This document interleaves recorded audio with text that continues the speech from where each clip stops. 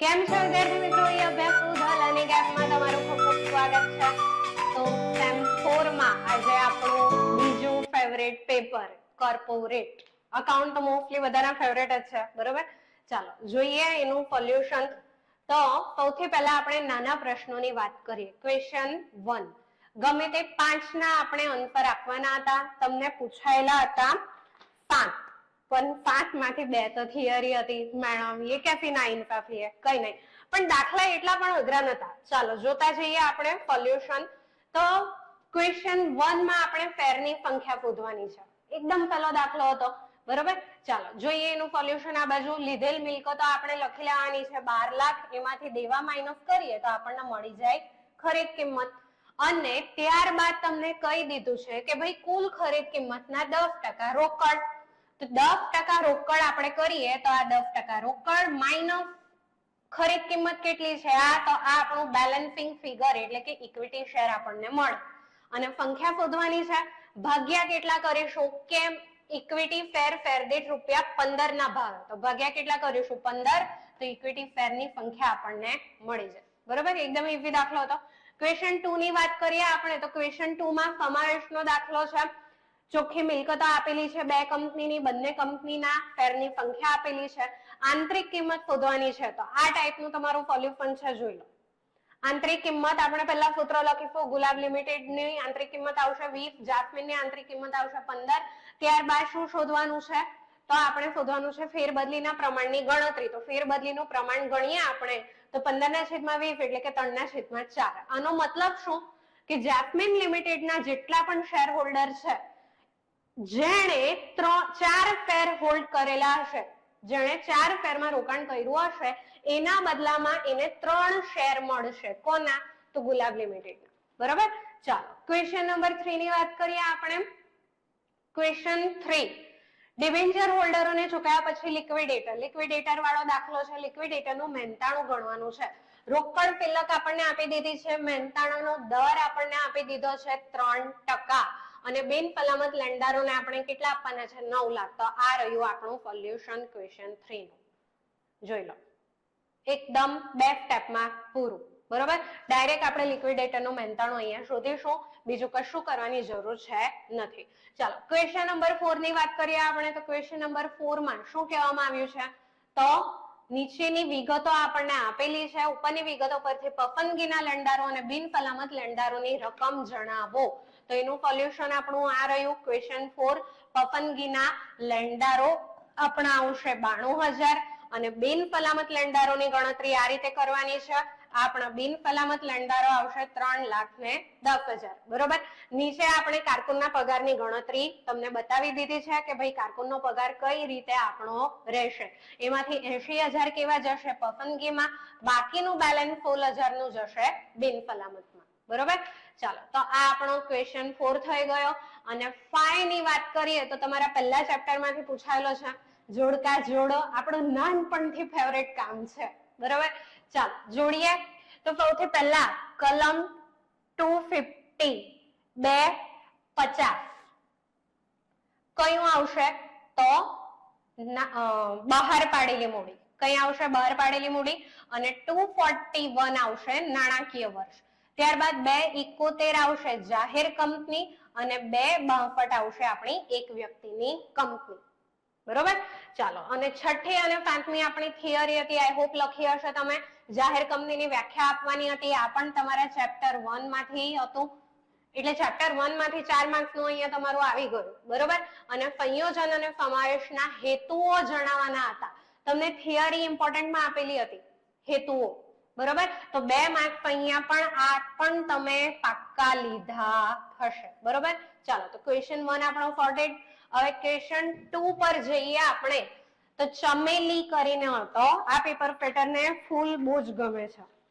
ચમેલી કંપનીનું પાકું સર્વે આપણને આપી દીધું છે. આ દાખલો જેણે પણ કોઈ પણ હવાલાનું સોલ્યુશન, કોઈ પણ હવાલાની અસર જોવી હોય તો આપણે વાત કરીએ પેપર નંબર 2 માં. આપણે જે ધુરંધર પેપર આપ્યા હતા એ ધુરંધર પેપર નંબર 2 માં ક્વેશ્ચન 2 કરીને મૂકેલો છે. કેવો છે આ દાખલો? આપણી જે એપમાં રકમ છે ને એના કરતા ડબલ રકમ છે ખાલી, બસ. બીજું શું કરી લેવાના? તો તો તમારું સોલ્યુશન બી જે કઈ ઓફ એ ડબલ કરી લેજો એટલે તમને ખબર પડી જશે કે હા ભાઈ આપણો જવાબ આવી ગયો. બરોબર. ચાલો તો ક્વેશ્ચન 2 તો 14 માર્ક્સ તમારે અહીંયા પાક્કા જશે. પાક્કા કે નહીં બોલો તો કમેન્ટ કરો નીચે કોણ કોણ ગણીને આવ્યું. ક્વેશ્ચન 2 હવે અથવાની વાત કરીએ આપણે તો અથવા થોડુંક આપણા માટે એ હતું કેમ કારણ કે થિયરી આવી ગઈ પાછી અહીંયા. ક્વેશ્ચન 2 અથવાની વાત કરીએ આપણે તો લિક્વિડેટર નો આપણને દાખલો પૂછાયેલો હતો અને જે કોઈને ગણવો હોય એમના માટે પણ આપણે આ દાખલો કરાવેલો છે પાર્ટ નંબર 13 માં. આપણી જે એપમાં રકમ છે એના કરતા 1.25 ભાગની રકમ છે. બરોબર. તો આ 10 માર્ક્સ પણ આપણા પાકા જ હતા. પણ જો કે 14 માર્ક્સ નો તો આપણે ચમેલી વાળો ગણનો છે એટલે નો ડાઉટ. ચાલો તો અને થિયરી પૂછાય છે અહીંયા જાહેર કંપની અને ખાનગી કંપની. નેક્સ્ટ આપણે જોઈએ ક્વેશ્ચન નંબર 3 ઉપર સૂરજ લિમિટેડ નો દાખલો છે આપણો અહીંયા. શું પૂછાયું છે એમાં તો સમાવેશનો દાખલો આવ્યો છે. કયો છે? સમાવેશનો દાખલો આપણે પૂછ્યો છે. જેમણે પણ આપના બધા દાખલા વ્યવસ્થિત કર્યા હશે બધાને આ દાખલો આવડ્યો જ હશે. બરોબર. એપમાં કોઈ દાખલો એવો નથી જે આપણે છોડ્યો હશે. અથવાની વાત કરીએ આપણે તો અથવાનો જે દાખલો છે સંયોજનનો. અથવાનો આપણો દાખલો કયો છે? સંયોજનનો. આ સંયોજનનું સોલ્યુશન જો કોઈને જોવું હોય આપણે ધુરંધર પેપર નંબર 2 એ જ પેપર બરોબર પેપર 2 ક્વેશ્ચન 3 તો જેણે પહેલા બે પેપર બી કર્યા હોય તો પેપર 2 માંથી ક્વેશ્ચન 2 પણ આવી ગયો ક્વેશ્ચન 3 પણ આવી ગયો. આપણા ધુરંધર પેપર માંથી 14 માર્ક્સ ના બંને મોટા દાખલા 28 માર્ક્સ નું અહીંયા આવી ગયું. બરોબર.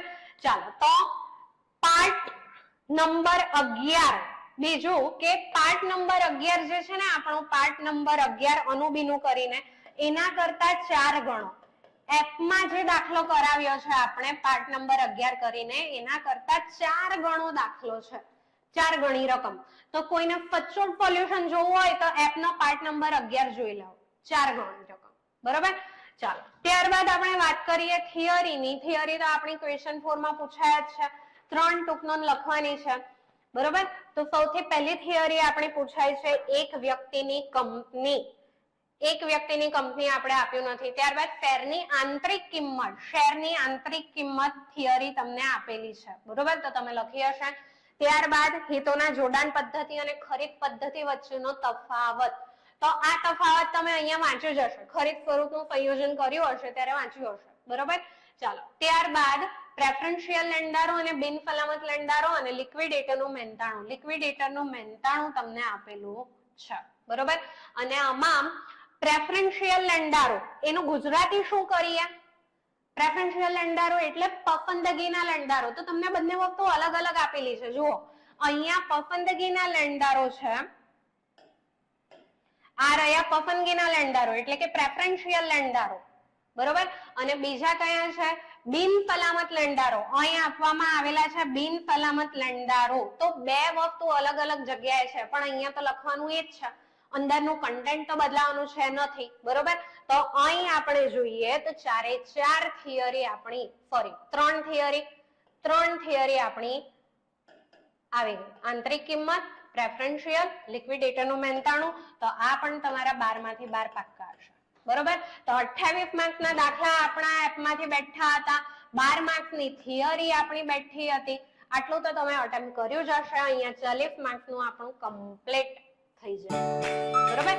ચાલો તો નેક્સ્ટ પેપરની તૈયારીઓ વ્યવસ્થિત રીતે કરજો વિધાઉટ એની ટાઈમ વેસ્ટેજ. લેપટોપ